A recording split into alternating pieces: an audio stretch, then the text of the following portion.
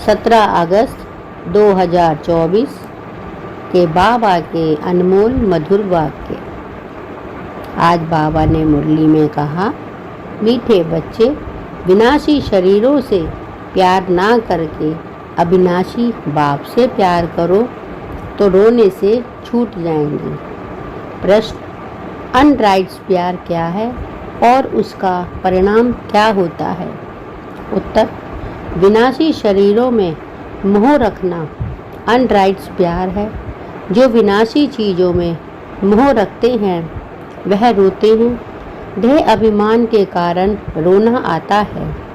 सतयुग में सब आत्म अभिमानी है, इसीलिए रोने की बात ही नहीं रहती। जो रोते हैं वह खोते हैं। अविनाशी बाप की अविनाशी बच्चों को अब शिक्षा मिलती है, देही अभिमानी बनो तो रोने से छूट जाएंगे। ओम शांति। यह तो बच्चे ही जानते हैं कि आत्मा अविनाशी है और बाप भी अविनाशी है, तो प्यार किसको करना चाहिए? अविनाशी आत्मा को। अविनाशी को प्यार ही करना है। विनाशी प्यार को थोड़े ही प्यार करना चाहिए। सारी दुनिया विनाशी है, हर एक चीज़ विनाशी है। यह शरीर विनाशी है, आत्मा विनाशी है। आत्मा का प्यार अविनाशी होता है। आत्मा कभी मरती नहीं, उसको कहा जाता है राइट्स। बाप कहते हैं, तुम अनराइट्स बन गए हो। वास्तव में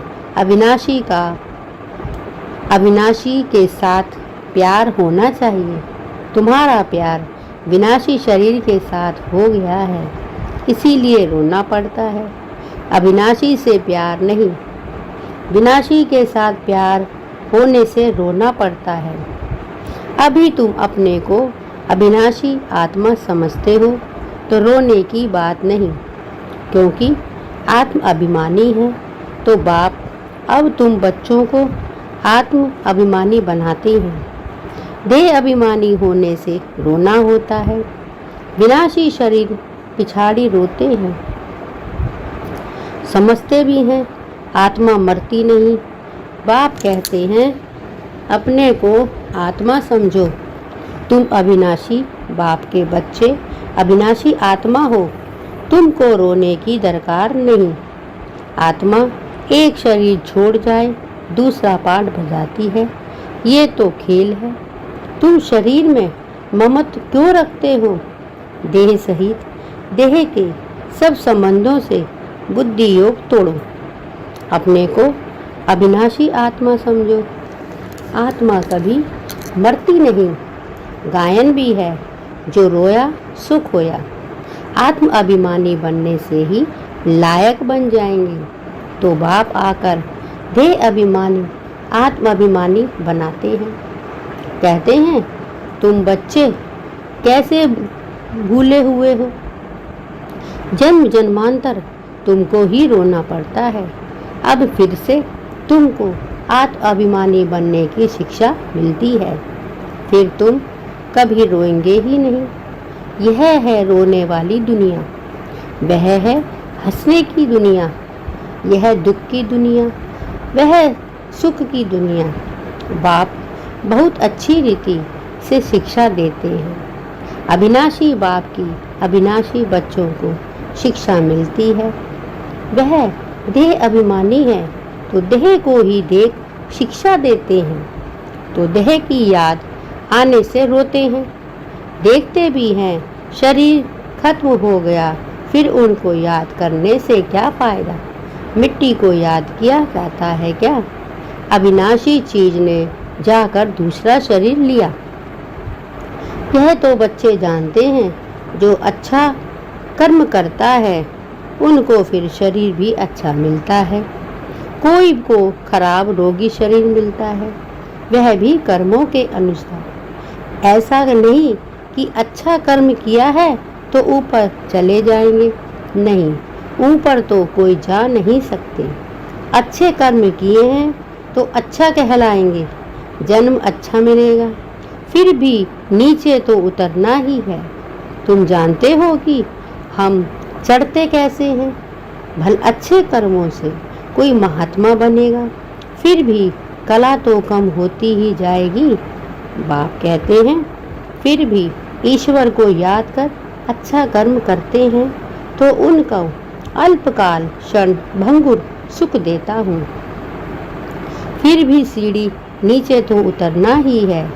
नाम करके अच्छा हो, यहाँ तो मनुष्य अच्छे बुरे कर्मों को भी नहीं जानते हैं। रिद्धि सिद्धि वालों को कितना मान देते हैं, उन्हों के पिछाड़ी मनुष्य जैसे हैरान होते हैं। है तो सारा अज्ञान।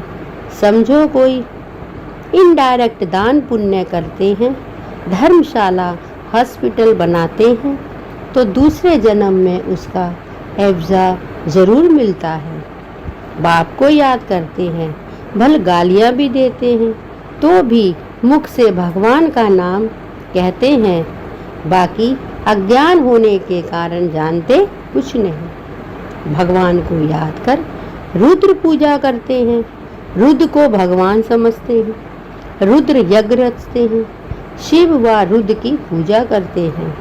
बाप कहते हैं, मेरी पूजा करते हैं, परंतु बेसमझी से क्या क्या बनाते हैं, क्या क्या करते हैं। जितने मनुष्य उतने मुँह के गुरु हैं। झाड़ में नए नए पत्ते, टाल टालियाँ आदि निकलती हैं, तो वह कितना शोभते हैं। सतोगुणी होने के कारण उनकी महिमा होती है। बाप कहते हैं कि यह दुनिया है ही विनाशी चीज़ों को प्यार करने वाली। कोई कोई का तो बहुत प्यार होता है, तो मोह में जैसे पागल बन जाते हैं। बड़े बड़े सेठ लोग मोहवश पागल हो जाते हैं। माताओं को ज्ञान न होने के कारण विनाशी शरीर पिछाड़ी विधवा बन कितना रोती याद करती रहती हैं। अभी तुम अपने को आत्मा समझ दूसरे को भी आत्मा देखते हो तो ज़रा भी दुख नहीं होता। पढ़ाई को सोर्स ऑफ इनकम कहा जाता है। पढ़ाई में एम ऑब्जेक्ट भी होती है, परंतु वह है एक जन्म के लिए। गवर्नमेंट से पगार मिलता है, पढ़कर धंधा धोरी करते हैं, तब पैसे आदि मिलते हैं। यहाँ तो फिर बात ही नहीं है। तुम अविनाशी ज्ञान रत्नों से झोली कैसे भरते हो? आत्मा समझती है कि बाबा हमको अविनाशी ज्ञान खजाना देते हैं। भगवान पढ़ाते हैं तो जरूर भगवान भगवती ही बनाएंगे, परंतु वास्तव में इन लक्ष्मी नारायण को भगवान भगवती समझना रॉन्ग है। अभी तुम बच्चे जानते हो, ओहो जब हम देह अभिमानी हो जाते हैं तो हमारी बुद्धि कितनी डिग्रेड हो जाती है।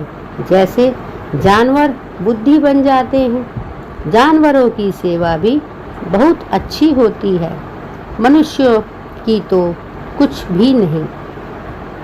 रेस के आदि घोड़े आदि की कितनी संभाल होती है। यहाँ के मनुष्यों की देखो क्या हालत है। कुत्ते को कितना प्यार से संभालते हैं, चाटते रहते हैं, साथ में सुलाते भी हैं। देखो दुनिया का क्या हाल हो गया है। वहाँ सतयुग में यह धंधा होता नहीं। तो बाप कहते हैं, बच्चों तुमको माया रावण ने अनराइट्स बना दिया है। अनराइट्स राज्य है ना मनुष्य, अनराइट्स तो सारी दुनिया भी अनराइट्स हो जाती है। राइट्स और अनराइट्स दुनिया में देखो फर्क कितना है। कलयुग की हालत देखो क्या है। मैं स्वर्ग स्थापन कर रहा हूँ तो माया भी अपना स्वर्ग दिखाती है, टेम्पटेशन देती है, आर्टिफिशियल धन मिलता है। समझते हैं हम यहाँ ही स्वर्ग में बैठे हैं। स्वर्ग में थोड़े ही इतने ऊंचे 100 मंजिल के मकान आदि होते हैं। कैसे कैसे भगवान सजाते हैं। वहाँ तो डबल स्टोरी के भी मकान नहीं होते। मनुष्य ही बहुत थोड़े होते हैं। इतनी जमीन तुम क्या करेंगे? यहाँ जमीन के पिछाड़ी कितना लड़ते झगड़ते हैं। वहाँ सारी जमीन तुम्हारी रहती है। कितना रात दिन का फर्क है। वह लौकिक बाप, यह पारलौकिक बाप है। पारलौकिक बाप बच्चों को क्या नहीं देते हैं। आधा कल तुम भक्ति करते हो। बाप साफ कहते हैं, इनसे मुक्ति नहीं मिलती है, अर्थात मेरे से नहीं मिलती। तुम मुक्ति धाम में मेरे से मिलते हो। मैं भी मुक्ति धाम में रहता हूँ। तुम भी मुक्ति धाम में रहते हो। फिर वहाँ से तुम स्वर्ग में जाते हो। वहाँ स्वर्ग में मैं नहीं होता। यह भी ड्रामा है। फिर हूबहू ऐसे रिपीट होगा। फिर यह ज्ञान भूल जाएगा, प्राय लोप हो जाएगा। जब तक संगम युग नहीं आया है तब तक गीता का ज्ञान हो कैसे सकता। बाकी जो भी शास्त्र आदि हैं वह है भक्ति मार्ग के शास्त्र। अब तुम नॉलेज सुन रहे हो। मैं बीज रूप ज्ञान का सागर हूँ। तुमको कुछ भी नहीं करने देता। पाँव भी पड़ने नहीं देता। पाँव किसका पड़ेंगे? शिव बाबा के तो पाँव है नहीं। यह तो ब्रह्मा के पाँव पड़ना हो जाएगा। मैं तो तुम्हारा गुलाम हूँ। उनको कहते हैं निराकारी, निरंकारी। सो भी जब वह एक्ट में आए तब तो निरंकारी कहा जाए। बाप तुमको अथाह ज्ञान देते हैं। यह है अविनाशी ज्ञान, रत्नों का दान। फिर जो जितना लेवे अविनाशी ज्ञान रत्न लेकर फिर औरों को दान करते जाओ। इन रत्नों के लिए ही कहा जाता है, एक एक रत्न लाखों का है। कदम कदम पर पद देने वाला तो एक बाप ही है। सर्विस पर बड़ा अटेंशन चाहिए। तुम्हारा कदम है याद की यात्रा का। उनसे तुम अमर बन जाते हो। वहाँ मरने आदि का फिक्र होता नहीं। एक शरीर छोड़ दूसरा लिया। मोहजीत राजा की कहानी भी सुनी होगी। यह तो बाप बैठ समझाते हैं। अब बाप तुमको ऐसा बनाते हैं। अभी की ही बातें हैं। रक्षाबंधन का पर्व भी मनाते हैं। यह कब की निशानी है? कब भगवान ने कहा कि पवित्र बनो? यह मनुष्यों को क्या पता है? नई दुनिया कब, पुरानी दुनिया कब होती है, यह भी किसको पता नहीं। इतना कहते हैं कि अभी कलयुग है, सतयुग था अभी नहीं है। पुण्य जन्म को भी मानते हैं। 84 लाख कह देते हैं तो जरूर पुनर्जन्म हुआ ना। निराकार बाप को सब याद करते हैं। वह है सब आत्माओं का बाप। वही आकर समझाते हैं। देहधारी बापू तो बहुत हैं। जानवर भी अपने बच्चों के बापू हैं। उनके लिए तो ऐसा नहीं कहेंगे कि जानवरों का बाप। सतयुग में कोई कुछ कीचड़ पट्टी होती नहीं। जैसा मनुष्य वैसा फर्नीचर होता है। वहाँ पंछी आदि भी फर्स्ट क्लास खूबसूरत होते हैं। सब अच्छी अच्छी चीज़ें होंगी। वहाँ फल कितना स्वीट बड़े होते हैं। फिर वह सब कहाँ चला जाता है? स्वीट से निकल कड़ू वाइट आ जाती है। थर्ड क्लास बनते हैं तो चीज़ें भी थर्ड क्लास बन जाती हैं। सतयुग है फर्स्ट क्लास तो सब चीज़ें फर्स्ट क्लास मिलती हैं। कलयुग में है थर्ड क्लास। सब चीज़ें सतो, रजो और तमो के से पास होती हैं। यहाँ तो कोई मज़ा नहीं है। आत्मा भी तमो प्रधान तो शरीर भी तमो प्रधान है। अभी तुम बच्चों को ज्ञान है। कहाँ वह कहाँ यह रात दिन का फर्क है। बाप तुमको कितना उच्च बनाते हैं। जितना याद करेंगे हेल्थ वेल्थ दोनों मिल जाएंगे। बाकी क्या चाहिए? दोनों चीज़ों से एक नहीं होगी तो हैप्पीनेस नहीं होगी। समझो, हेल्थ है, वेल्थ नहीं तो क्या काम की। गाते भी हैं, पैसा है तो लाडकाना घूम कर लाओ। बच्चे समझते हैं भारत सोने की चिड़िया था, अभी सोना कहाँ। सोना, चांदी, तांबा गया, अभी तो कागज ही कागज है। कागज पानी में बह जाए तो पैसे से कहाँ से मिले। सोना तो बहुत भारी होता है, वह वहाँ ही पड़ा रहता है। आग भी सोने को जला ना सके। तो यहाँ सब दुख की बातें हैं, वहाँ यह सब बातें होती नहीं।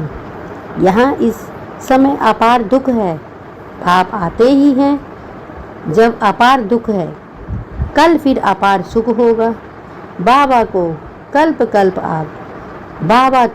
कल्प कल्प आकर पढ़ाते हैं। यह कोई नई बात थोड़ी ही है। खुशी में रहना चाहिए, खुशी ही खुशी, यह अंत की बात है। अतीन्द्रिय सुख गोपियों से पूछो। झाड़ी में तुम बहुत अच्छी रीति समझ जाते हो। रियल शांति किसे कहा जाता है, यह बाप ही बतलाते हो। तुम बाप से शांति का वर्षा लेते हो, उनको सब याद करते हैं। बाप शांति का सागर है। बाप समझाते हैं, मेरे पास आ कौन सकते हैं। फलाना फलाना धर्म फलाने समय पर आते हैं।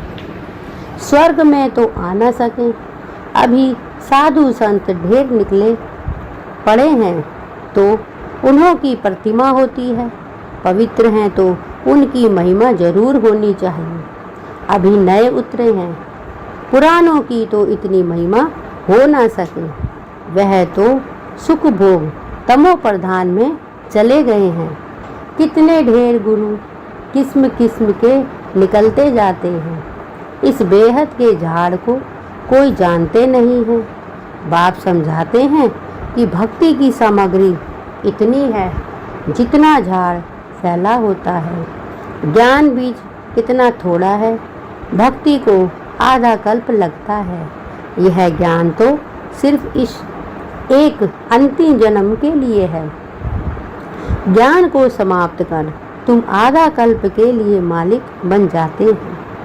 भक्ति बंद हो जाती है, दिन हो जाता है, अभी तुम सदा काल के लिए हर्षित बनते हो।